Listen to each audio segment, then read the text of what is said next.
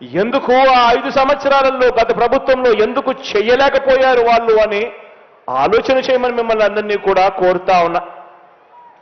ఈరోజు వాళ్ళు చేసిన పరిపాలన వల్ల వాళ్ళు ప్రజల మనసుల్లో లేరు, వారికి విలువలు లేవు, వారికి విశ్వసనీయత అంతకన్నా కూడా లేదు. వాళ్ళ దృష్టిలో అధికారం అన్నది కేవలం ప్రజలకు మంచి చేయడం కోసం కాదు, వాళ్ళు బాగుపడడం కోసం మాత్రమే అధికారం. ఈరోజు అడుగుతా ఉన్నా నేను మీ అందరినీ కూడా ఆలోచనలు చేసి వాళ్ళందరినీ కూడా అడగమని చెప్పి కూడా మీ అందరితో కూడా కోరుతా ఉన్నా. అధికారం కోసం ప్రజలకు అబద్ధాలు చెబుతూ మోసాలు చేస్తూ వెన్నుపోట్లు పొడిచే వీరి రాజకీయం ఎలా ఉందో 4 మాటల్లో మీ అందరికీ కూడా చెబుతాను.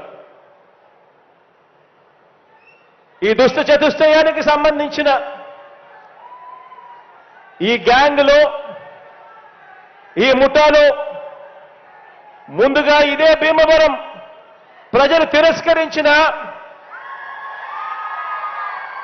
దత్తపుత్రుడితో మొదలెడతాను. వీరు చేసిన రాజకీయాలు ఎలా ఉన్నాయి అనే విషయం మీద. ఈ దత్తపుత్రుడు పక్క రాష్ట్రంలో ఈయనది శాశ్వత నివాసం. అడ్రస్ ఎక్కడ అంటే మన రాష్ట్రంలో ఉండదు, పక్క రాష్ట్రంలో ఉంటాడు, నాన్ లోకల్. ఇంకా ఆశ్చర్యకరమైన విషయం ఏమిటో తెలుసా? పక్క రాష్ట్రంలో శాశ్వత నివాసం ఉంటూ పక్కవాడు సీఎం కావాలని ఏకంగా పార్టీ పెట్టిన వాడు బహుశా దేశ చరిత్రలో ఎవడో ఉండడు, ఈయన తప్ప.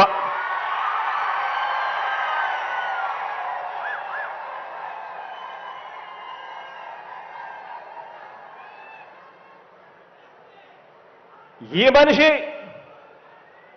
బాబు ముఖ్యమంత్రి అయితే చాలు, అవే నాకు 100 కోట్లు అని,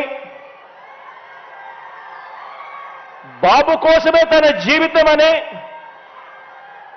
అందుకు అంగీకరించని వారిని తన పార్టీలో కూడా ఉండకూడదు అని, ఈ విషయంలో వేరే అభిప్రాయం కూడా ఉండదు అని, తన పార్టీ నుంచి వాళ్ళు వెళ్ళిపోవచ్చు కావాలంటే అని చెప్పి కూడా తన సభల్లో ఉపన్యాసాలు ఇచ్చేవాడిని బహుశా ఎవరిని మనం చూసుంటాం, ఒక్క ఈయన తప్ప.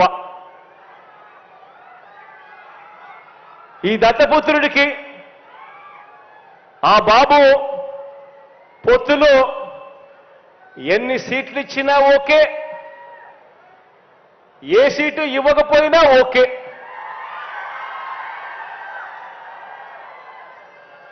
చిత్తం ప్రభు అనే త్యాగాల త్యాగరాజుని మాత్రం ఇప్పుడే ఈ దత్తపుత్రుల్లో మాత్రమే చూస్తాం. ఎవరైనా ప్రజల కోసం త్యాగాలు చేసేవాడిని చూశాం కానీ ఏకంగా ప్యాకేజీల కోసం త్యాగం చేసేవాడిని మాత్రం బహుశా ఎప్పుడు చూసుండం.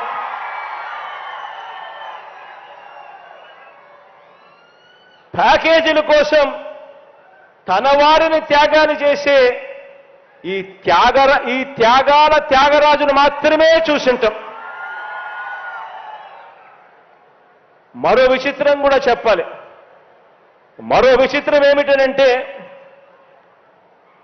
ఈ త్యాగాల త్యాగరాజు గురించి, ఈ దత్తపుత్రుడు గురించి మరో విచిత్రం ఏమిటనంటే రియల్ లైఫ్లో ఈ పెద్ద మనిషి